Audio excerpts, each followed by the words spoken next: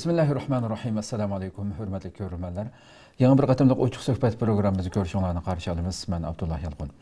Qadrli ko'ruvchilarimiz, hammalarga ma'lum bo'lgandek, yillardan buyon davom qilayotgan programmamizda biz millatimiz ichida ko'z ko'ringan mayli siyosatchilar bo'lsin, olimlarimiz, ziyolilarimiz mushularni pat-pat taklif qilib, xilma-xil mavzularda suhbat uyushtirib kelyapmiz.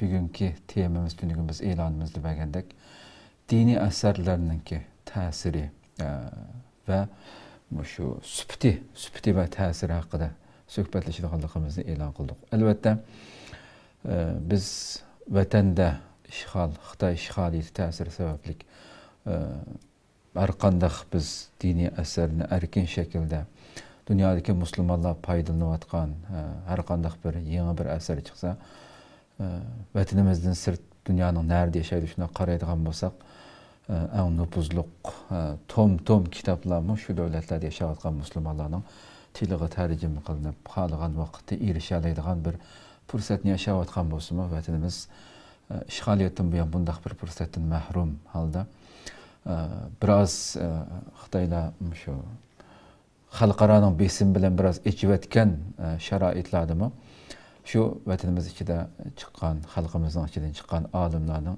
eg'izaki da'vatlari bilan dinimizni shundoq tunishtirib eng ko'proq eg'izaki da'vatlar bilan xalqimiz o'zining diniga dindagi ma'lumotlarni bilib keldi.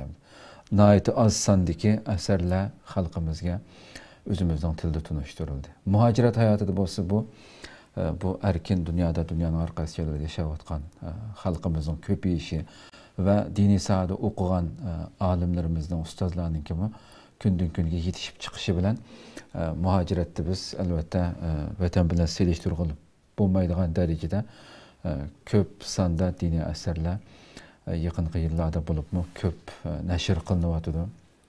Bu elbette yaxşı bir Elbette onu ayrım biz bununki süpti qandaq layık şekilde qılıvatamdı. Bunu ayrım şekilde toxtalımız. Bugün biz temimiz dini eserlerinin süpti ve təsiri bolğan bolsa başqa har xil ustazlarniki ve xalqımızın arasında tarqılıvatqan dini eserlerge hüküm qilish yoki uning süptini tekshirish maqsadi oltamıdıq. Faqat xalqımız arasında tunulgan yillardan buyon nurg'un maqolalari, kitoblari bilan xalqimizga mo'l meva berib kelayotgan, hatto Qozog'iston, Qirg'iziston bu yerda yashayotgan, bizning hozirgi normal bu ko'niyizlikdagi Uyg'ur tilimizni o'qiolmaydigan xalqimizga kirilchi bo'lsin, slavyancha bo'lsin, kitoblari, maqolalar tarjima qilinib, u yerdagi millionlagan xalqimiz orasida belgilik ta'sir ko'rsatayotgan ustoz Muhammad Yusuf ustozni taklif qildik. Qimmatli vaqtini chiqarib kelganligi uchun ko'p rahmat aytamiz. Alloh razı olsun. Ustoz albatta Sharq Turkiston Ulamolar birligininki tadqiqot markazininki mudiri bo'lib xizmat qilyapti. Albatta biz ilgirki suhbatlarimizda yillarcha Saudiya Arabistonda shu yerda turib ham ishlab ham millatimizga shundoq kitoblarni yozib meva berib kelayotgan ustoz hamda va Turkiyaga qaytib kelgandan keyin Ulamolar birligining tadqiqot markazida xizmat qilyapti. Ustoz endi albatta so'zlasak gap jiq. Yuqorida men kirishdimi dedim endi bu diniy asarlarniki biz boshqa ustozlarniki chiqargan kitoblari buning haqida paranglashga vaqtimiz yetmaydi. Endi oldi bilan shu yaqinda chiqqan tafakkur ilhomlar 2 qismliq 6 yillik ilgari e'lon qilingan nurg'un jurnallarda, to'rlarda e'lon qilingan maqolalarini to'plab nashr qilib bu kitob nashrdan chiqdi. Kitobga kelishdan burun men shuni so'ramoqchiman. Sizlar ta vatanda o'qib, uning keyindan chet elga chiqib o'qishdan keyin nurg'un yillar muhojiratda har qaysi davlatlarda yashab va bu bo'lib diniy nashriyatchilik ichida eng ta'sir ko'rsatgan va ko'p kitob chiqargan bir shaxs bo'lish sifatlari bilan hamda xalqimizning orasida shu diniy nashriyatchilik kitob mushular xalqimizning diniy jihatdan yetilishiga, diniy jihatdan ma'lumotga ega bo'lishiga qanchalik ta'sir ko'rsatdi deb qaraylamdi. Chunki biz kitob bu ummat yani iqro o'qu deb vahiy, tunji vahiy shunda nozil bo'lgan bo'lsa-mu, islom ummatining umumiy qarasak köp okumaslık bir nimesi var. Biz elbette başka programlarda Abdurrahim Dövlet Efendi bilen milletimiz içinde mesela kitap okuş meselesi de intayın bir mesele bağlılığını, meselenin intayın çoğun ekanligini, bunu tüzüş gerektikini biz ayrım söhbetlerde reallığımızı nazarda kılgan tutamdı. Ve halkımızdan bana şunda bir devirdi mi? Mesela kitap hatta şu nurgun Türkiye'deki İstanbul'daki kitapxanalarda hatta haksız bunu hayır söyerlerimiz Allah rızalık için yaxşılık bolsun dep sizler tercüme kılgandan bunu nurgun pul çıkarıp muş milletimiz faydalanıp kalsın dep kitaplar nämne haksız taqdı demdi. Muşu mening bir ajrim bolup kalsın dep. Elbette ularning yaxşı niyetiga nurgun ajrlar berildi. Lekin hamda muşu silimida küzetken bu yillardan buyanqı küzüşte nemini his qildim shu haqiqiy qabul qilinib o'qilyaptimdi kutgandek va ta'sir ko'rsatyaptimdi sizlar buni qanday qaraysiz? Dastlabda biz shu kitap chiqarishga boshlagan vaqtida bundaq chet elda ya'ni bizningki o'zimizning tilda bo'lib bizning vatanga kirgan yoki sirtda bo'lsin kitobni ayt azdi o chaqda nayt izlab o'qiydi hatto shu 2017-yili vatanning yo'li itilgangichilik vatanga kirib ketadi kitoblar bak chiqib kirib ketadi necha qatim bosqanligimiz esimiz bor masalan shu din va hayot degan kitobni 5 qatim nashr qildik Suriyada 4 qatim bir qatim Misrda 5 qatim ayda nima qildik shunda chiqib ketgan keyin yo'l itilib qolgandan keyin bu Saudiya Arabiston Turkiyadagi hamsharilarningki kitob o'qish nisbatan ayda tuvan hamda ammo Yevropada xili bor ekan ammo O'rta Osiyoda bak o'qiydi anda o'g'anga uning o'zining tiliga kirilcha qiliqli qanday bir kitobam chiqsa uni biz shu kirilchisini hemen shu yilning ichida bir qancha oyning ichida shunga ko'rib ayda qiliqli O'rta Osiyoda jiq o'qiliqlar ve öz vaqtida vatanda jiq o'qilatdi chunki chiqqanlar dastlabda hajga umrga chiqqanlar bunda bekimlarga hadiya elish uchun soat bu olibdi burun keyingi vaqtlarda 2013-2014dan keyin kitob hadiya qilgan ishlar bo'lib ketgan chunki vatandagi shu ulamolarimiz ilg'or fikrli ulamolarningki kitob o'qishga qiziqtirish orqali vatanda shundoq bir kitap o'qish safarbarligi yaxshi bo'libdi ekan sirtdan hadiya hisobida kitob akilsa boshqa moddiy narsalardan bak qo'shilgan bir holatga kelgan. Endi afsuski u yo'l itilib qoldi. Undan keyin shu Saudiya Arabiston, Turkiya nimada boshqa yerga nisbatan o'qilish oz bu yerda. Shundoq bo'lsa-mu, lekin buni ta'siri bo'laqliq, foydasi bo'laqliq hamdi. Boshqa millatlarningki siz degandek shu qanday bir yangi kitob chiqsa tarjima qilinib hemen aynda qilib turibdi. Masalan, turkchimi bor, arabchimi, qanday mavzuda kitob bo'lsa, hemen beslib nima qilib turadi. Ammo biznikida xili kechikib bo'ladi, az-azdan bo'ladi, lekin bizda yana yetarsiz yani. Bizda oz yani. Shunda bo'lsa-mu, foydasi bo'layotdi deb o'ylayman da. Xo'sh. Ishqilib bu masalani haqiqatan vatandagi holatimizdan bilan selishtirsak ham, vatanda bir kitob shunday tepilsa diğerlerdeki izlep so'rab naydi qizg'in shaklda o'qiydigan chunki mahrum tuqtamdi xalq mahrum de miyadamda hamma chechilib oldiga to'kilib turgandan keyin uning qimmati biroz tuvallab qolgandek uningga yetarlik ahamiyat berilmayotgan bir masala hamdi haqiqatan bu tuzilishi kerak bo'lgan bir masala hamdi chuqum so'rilmizda bunchalik ma'lumotlar köz aldığımızda biz okuyalaydıgan, düşünelaydıgan şekilde sunulgandan keyin yani dinimizde nurgun narsalarni biz bilmebdimen, etmebdimen diyemeyiz Allah'ın özür yok hamdi. Özür yok değil mi? Çünkü hemen narsa çıkıp oldu diyen yapamdı. Ama şu maqtim yanıdan neşirden çıkan ilgirki 6 yıllık 2018 yıldan keyinki 2018 yıldan keyinki ikisi. Bu tefekkür ilhamları elbette bunu şu birinci ikinci kısımda neşirden çıktı yakında. Bu Şarkı Türkistan Ülemalar Birliği'de tarih tilavatı ve İstanbul'daki her kaysi mekteplerde şu medrese, yesli bu mekteplerge tarih tilavatı. Şu yerden elvasanlar buldu ya ki Ülemalar Birliği'nin elvasanlar buldu. Bunun içindeki elbette mezmunlar hakkında kısaca bir məlumat vergen olsun. Bunundaki mezmunlar da şu öz vaxtida Saudiya Arabistan radyosu, aşının radyoda okugan maqallar, anmo bizningki 20 yıldan bir ma'rifatda bir jurnalimiz chiqyapti. O jurnalda bergen maqallar, onunkin ijtimoiy taratqularda taqatgan ashundaq bo'lib, ikki kitobda birinchisida 121, ikkinchisida 120 maqoli bor. Xo'sh. Bu hamda diniy ijtimoiy maqolalar desak bo'ladi. Diniy ijtimoiy maqolalar ham har xil mavzularda ish qilib. Xo'sh. Shunda Uyg'urcha qilib, unda yuritib berilgan hamda. To'g'ri.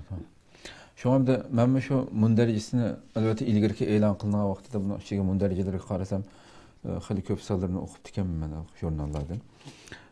Xalqimiz haqiqatan ya'ni deganlardek xilma-xil sohalarda ham qisqa vaqtning ichida, masalan, har kuni bir ishki temini rahat şekilde her bir maqola 5-6 varaq en ko'p bo'lsa, bu şekilde qisqa vaqtning ichida ma'lum bir temada darhol ma'lumotga erisha olishi uchun bo'libmi masalan İstanbul'daki veya başka yerdeki aldırış vaktimizde akşamüzki birer makale okusakmı ma'lum bir temada.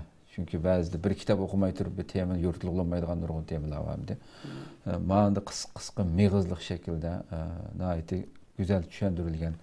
Kan inşallah xalqimizni buni o'qib foydalanishga chaqiramiz.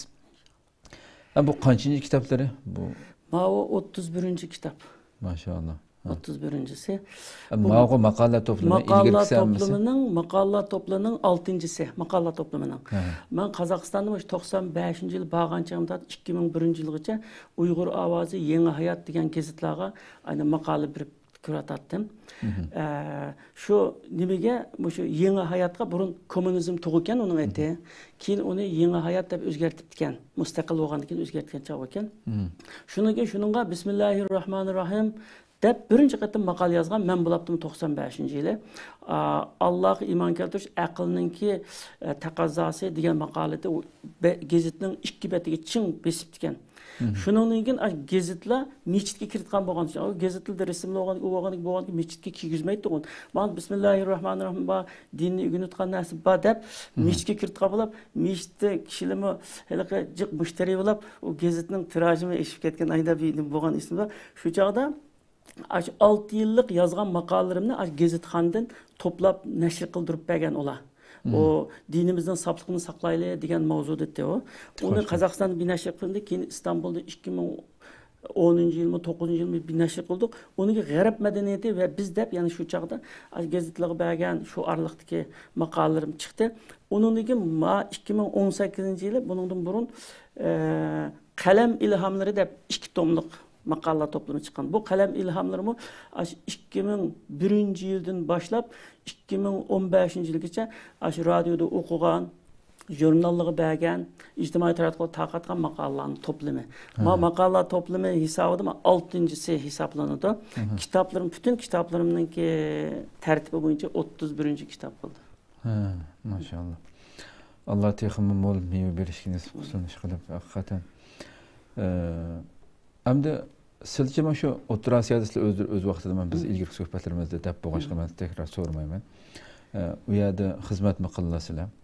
Nurg'un xalqimiz bor u yerda nufus jihatdami.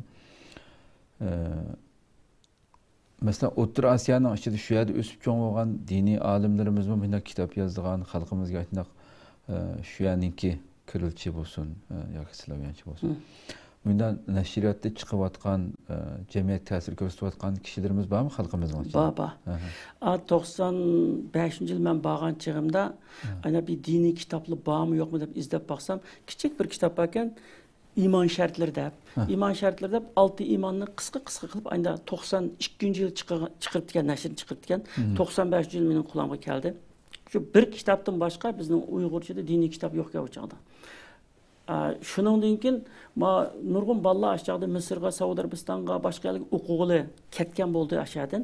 Qozog'iston mustaqil bo'lgandan keyin Uyg'ur, qozoq bolalar. U bolalar o'qish bitirib kelib, ular hozir masalan jurnal chiqaryapti, Ihson deb jurnal chiqaryapti, o'quvchi bolalar birlashib, u ba'zi kitoblarni chiqaryapti, chiqib yaxshi xizmatlarni qilyapti hozir. Hozir borliqqa kelaylik. Bu yerdagi masalan Islom yerda chiqqan bir kitob, u yerda shu aynan tarjima qilinib aynen nimesini bunun harfini özgertimiz. O Kirilçe harfke man özgertimiz yani biri bizning vatanda qo'llangan so'zlarninki nurg'unisi O'rta Osiyoda qo'llanmaydi. Masalan biz test deymiz, ular qiyin deydi. Biz asan degan gap u yerda yo'q, asan ishlatma, o'ng'ay deb ishlatadi. Shuning o'xshash bizda bir ma'nodagi jiq so'zlar bor ya, u yerda bir ma'nodagi boshqa bir so'zlar bor hamda. Shunga shunda yani o'zgartishga to'g'ri keldi. Harfni o'zgartish bilan birga xalqninki tushunadigan bizga o'zgartib bo'ldi. Shuningga hamda aşağıda bizninki yeziqimizni yaxshi bilgan, aşağıninki yeziqini yaxshi bilgan, aşındaq katta bir akademik olimlar varcha, aşı kişilərə qıldırıqlıq. Aşı kişilər ikkili yeziqni seliştirib, ayağını işlətib atqan tilga özgərtib ayndaq qıldı. Maşallah. O bir onu tarqitish rahat şəkildə buni bir cheklama yo'q. Onun cheklama yo'q. Onun qanday desa, biz har birinchi qatim bosgan kitobni tortib, hammasini shu davlatning ruxsatini olib, muftilikning ruxsatini olib, u yerda Hanafiy mazhabida bo'lish kerak. Hanafiy mazhabida bo'lmasa, Hanafiy mazhabida bo'lmasa qabul qilmaydi. Yana bir Maturidiy bo'lish kerak. Demak, shuniki qilpiga tushdi hamda. İxtilaflıq bundan narsalar yo'q. Faqat shu ahli sunna val jamoa biz burundan bo'lib kelgan bo'yicha ayda bo'lsa qabul qildi. Hamma kitobninki ayda muftilikdan bergan ruxsati bor. Ruxsati bilan chiqarib, shu uni bozorga ochiqa oladi, maktablarga taqit oladi, masjidga taqit oladi, hech kim gap qilmaydi, chunki ruxsati bo'lganligi uchun. Uni shu birinchi kitobdan tortib shunda boshlagan endi u yerda. Ulamo yaxshi tushunib qolganligi hozir mening qanday bir kitobim bo'lsa tez onunğa nima birdi, ruxsat birdi. Bu ixtilof paydo qilmaydi, bu ayliqi bid'atni qilmaydi, ya nima qilmaydi deb uni e'tirof qilganlar. Maşallah. Yaxshi bir shubda haqiqatan. Endi albatta shu diniy saat o'qigan nurg'un sizning savodashlar va nurg'un xalqimiz hali ham o'qiyotgan nurg'un yoshlarimiz. Sizda shu yeziqchilik nimasiga hamda o'qish hayotini boshlab qiziqamli qanday bu kitob yozish. Nurg'unlar ba'zilar masalan butunlay bu kitoblarning 31 tarjima kitob qanchalik masalan? Tarjima kitobim 10 dona kitob bor, u boshqa. Masalan Qur'on Karimning tarjimasi, tafsir muyassarning tarjimasi, ondan nima Qur'ondagi dinlar, al-adyan fil Qur'on. 31 degan unda olsa butunlay yozma. O tarjima qilgan kitoblar. Do'st 41 oldu-da. Bu kitap yozish tuyg'usi qanday? Kitap yozish tuyg'usi degan mundaq bir gapgan qaraslar. Nayt muhim gapni qillar. Bu ota-onangda nimani ko'rsa, bola shuni qildi ekan.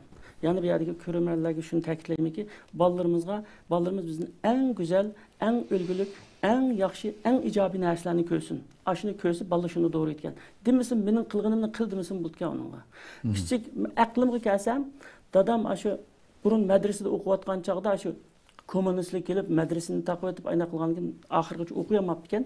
Shuningdan keyin shu men aqlimga kelsam 70-yillarning oxirlari. Ay dadam ahli ilmlarninki so'rinlar bo'ldi, maxfiy o'tirgan so'rinlar bo'ldi. Ahli ilmning shunday ilmisiga berib, ayda bir xotira daftarda iymon islom deb mavzu qo'yapti ekan. Uning ostiga ayda duolarni, iymonning shartlari, islom shartlarini ayda yozib berdi. Kelgandan keyin uni meni sen shuni daftarga ko'chirib yodlig'inda aytdi. Ayda qilatdim kichik vaqtimda.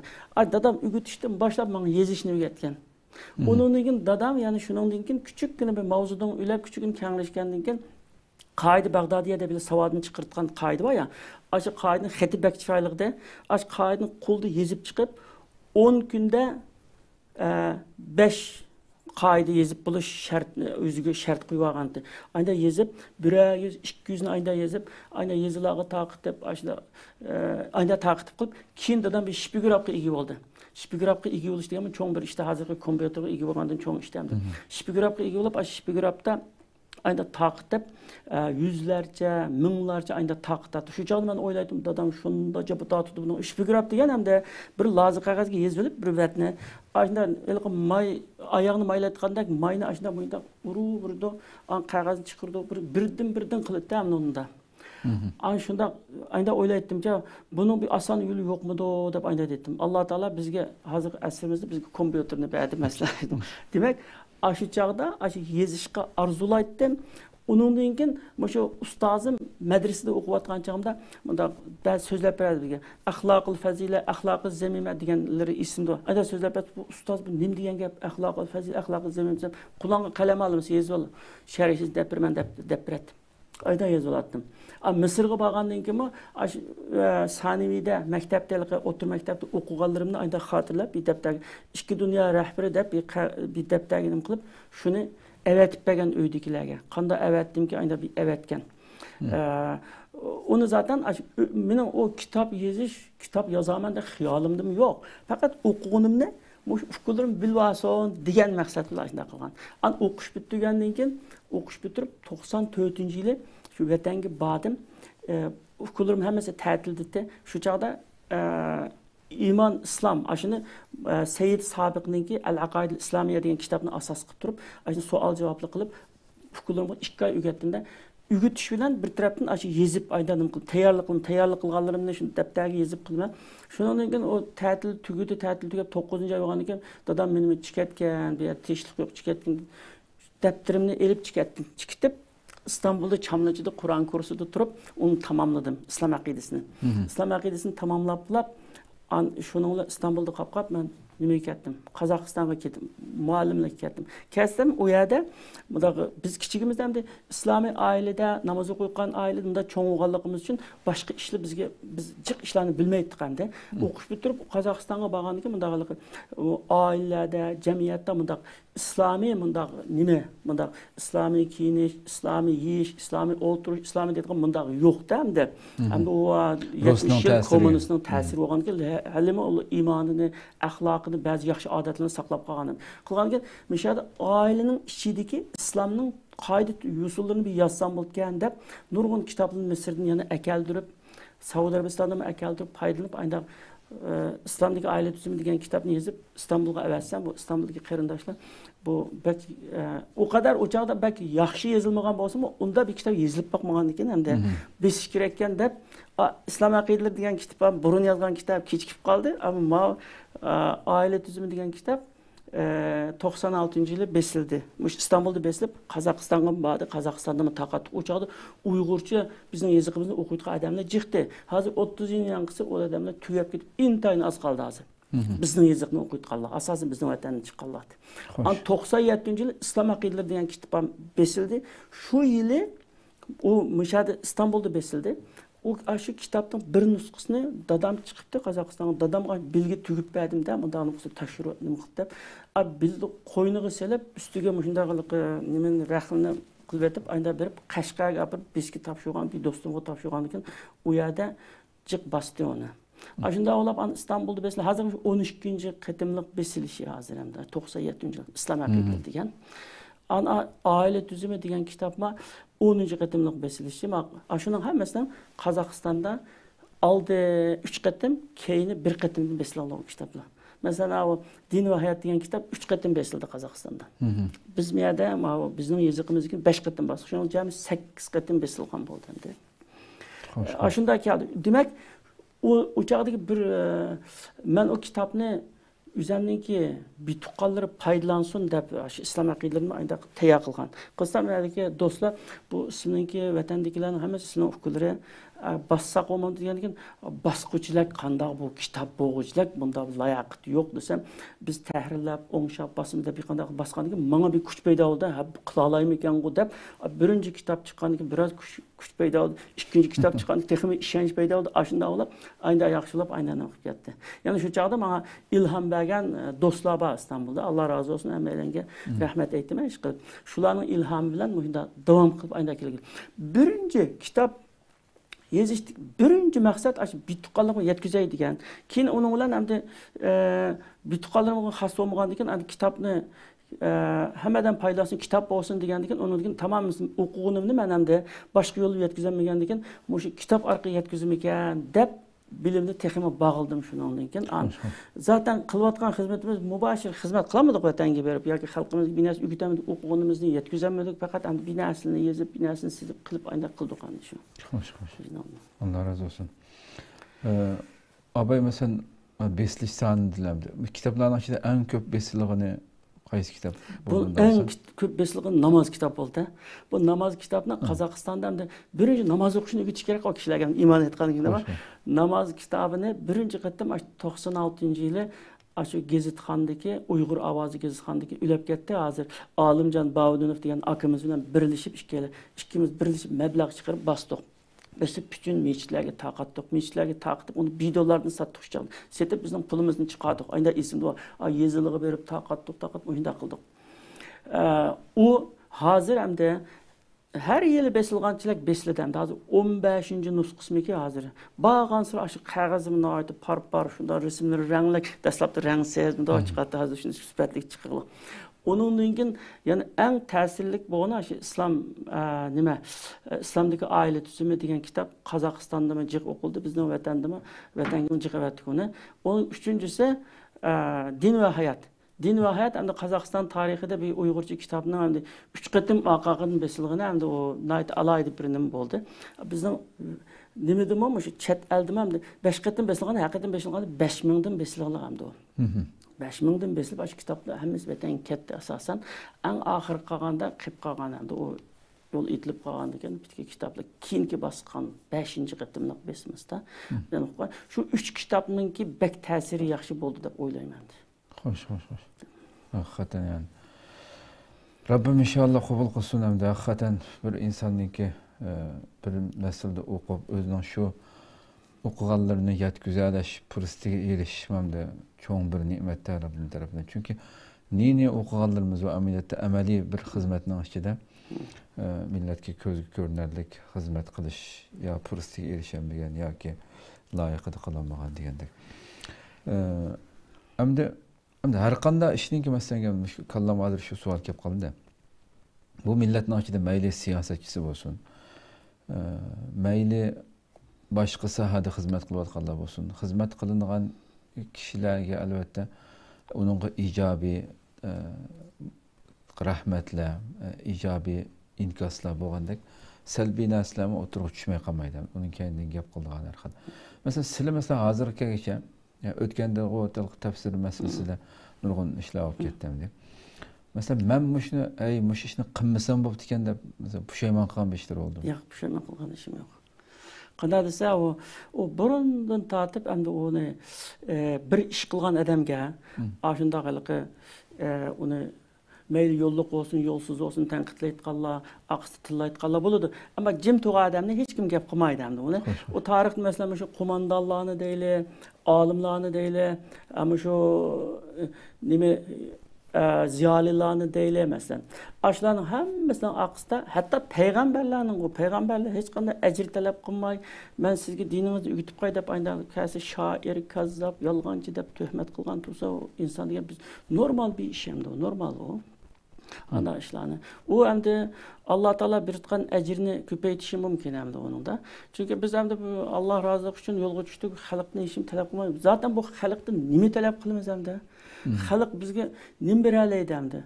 Halkı biz bir işimiz gereken kolumuzda kelgençe nimi okugan olsak bir kelime artık okugan olsam şu kelimeyi netkizip bir işimiz gereken halk ne işim talep kılamayız ki hem de. Nimi talep kılmaz biz. O halk bizden abroyumuzu götürüp bizden arşa alağı çıkıp koyamaydı o mesela. Ya ki bizge çok bir mensep birenmeydi o. Ya ki bizge bir baylık yığıp birenmeydi o mesela. Allah'a şükür yani insanlığa muhtaç kılmalı Allah Teala. Yani şu anda munda nimeden karayımız bitiyor. Halktan biz binası ilişemez, halkı bir iş. Mesela ben ulemalar birliğine kilişim mi? Biz muşu okuyan ilmimizle muşu ulemalar birliği muşu topni, muşu cemaatini kuşlandırıp opça vatanimizga, milletimizga hizmet kılaylı. İçimizdekini bana çıkıp oturup koyup opça hizmet kılaylı dep. Mesela onundan biz alaylı dep emezsem. Bireyli dep gelikli de ma taraftan karaylı biz mavzuğa. Hoş. Hem de mesela bu muşu meyli, her qanday meyli Türkiye'de bo'lsin yoki Arab dunyosida bo'lsin. Diniy dağınlıq mesela alimlarninki albatta bu sil degan bu nuqta diniy nuqtadan faqat men ajrimni Allohning oldida olaman degan tushunchadan chiqayotgan gaplar bu hamda. Lekin hamda mayli Arab dunyosida bo'lsin, mayli Turkiyada bo'lsin, vatanda mesela diniy narsa bo'lmagan bilan nurg'un yozilgan, tonilgan abdurlar, yozuvchilarga mesela adabiy tanqid, obzorlar yezilib, adabiyot sohamizni jonliq tutib turishga foydasi bordi. Bu dunyoning ham yerida bor. Arab dunyosida bor, Turkiyada bor. Masalan bu yezilganlarga masalan o'shanda tanqid qildiganlarning chiqqanligi ularning fitna deb qolgan masalcha. Masalan davomli holatda shunda birilaridan chiqib, ma qilgan bo'lmaydi deb o'tirib qo'yganligi masalan sizcha masalan onu qanday nega tushiramiz mesela? Buluş kerak emasmi normalda? Buluş kerak hamda. O tavulaydı hamda o. Yani kuchlantirdi asli. Ularning shu niyatiga bog'liq hamda u ishlamoqchi. Masalan, İmam Şafii'ninki bir gibi var. Ben nasihat qilmoqchi olsang, sana nasihat qildi. Seni rasvo qilmoqchi olsang, nima qildi deydigan masalan. Mesela nasihatning bu yoki tuzitish berishning bu masalan bunday yo'llar bo'ldi. Tuzitish berdi. Tuzitish bir faqat o gapini tinchig'ili unmasa, tinchig'ili qat'iy unmasa o chaqda andin. Qanday qilsa nima? Yana berim o o'zining ismi bilan, o'zining salohiyati bilan, dadas qo'ygan ism bilan o'tirib chiqib, meni ismi, jismi adam bo'lsa, o odamga javob bersangmi, raddiya bersangmi, rahmat aytsangmi, nima qilsang bo'ldi. Bizning prinsip shu hamda. Ammo ismi jismi loyiq emas, tutqul olmaydigan, tapqul olmaydigan bunday odamlarningki yozgan narsaga qat'iy javob bermaslik endi. Buni men shu nimada sil tutgan pozitsiya bu.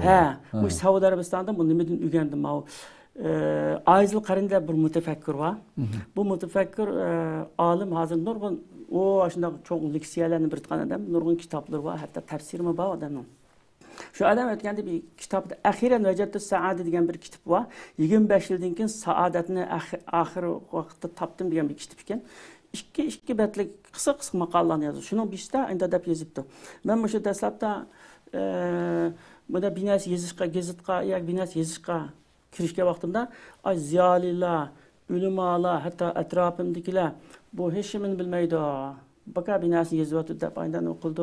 Kunda shu maqolani yozib bo'lib, kashda ashunuga raddiya berman deb 4-5 soat o'tirib ketaman deydi.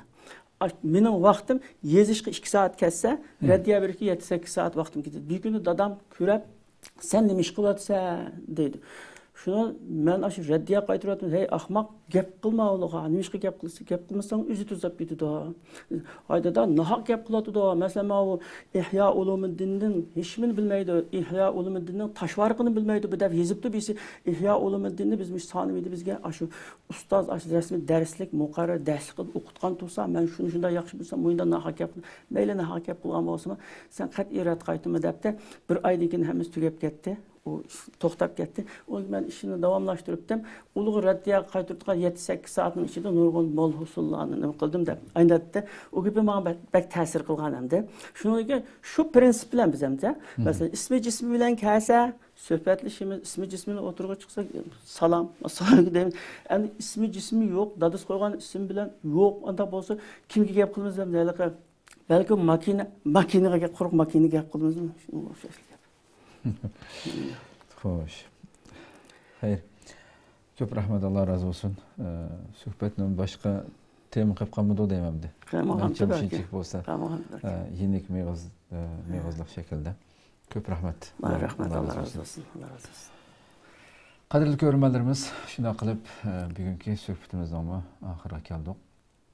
Albatta yuqorida kelishdimi deganimdek diniy sohalarimizni albatta ziyolilarimiz o'zininki har sohadagi kishilar chet elda albatta vatanimizdagidek to'nilgan donglik yozuvchilarimiz bugun Xitoyninki lagerlarda, turmalarda azob chekyapti. Rabbimning albatta ularni eng qisqa fursatda o zulmdan qutuldirishiga tilakdoshlik bildiramiz. Chunki bu millatni o'yg'oq tutadigan, millatga nurg'un o'tkir qalamlari bilan meva beradigan, bu kishilarni millatni yo'llantira oladigan kishilarni Xitoy bilganligi uchun bu millatning bundaq kishilarni yo'qotish uchun ta ishg'oliyatdan buyon qandaq vahshiyliklarni qilganligini bilamiz. Shuni buni bilgachga Xitoy bir mezgil uni o'zining nurg'un idora organlarida ishlatib ko'zini yumgandek qilib yiligarlik qilgan bilan oxirida nurg'un inson aqliga kelmaydigan, shaytonmi o'ylab chiqarolmaydigan badnomlar bilan qandaq yo'qotganligini bilamiz. Muhojiratda albatta vatandagidek ko'p bo'lmasinmi, yana u yerdan nurg'unlagan sifatli asarlar chiqyapti. Ziyolilar tarafdan bo'lsa, diniy sohada yetishgan olimlarimiz, o'quvchilar har qaysi sohalarda xalqimizga qo'lidan kelgancha mevalarni o'zininki bu nimalarni sunib kelyapti demdi. Mushuni Rabbimning rizoligi uchun, mushu bir xizmatim bo'lib qolsin deb, shuning uchun xalqimiz bu asarlarningki ichidagi eng mo'l mazmunliq o'zimizga foyda qiladigan temalarni elib suzib hayotimizda foydalanish intayin muhim.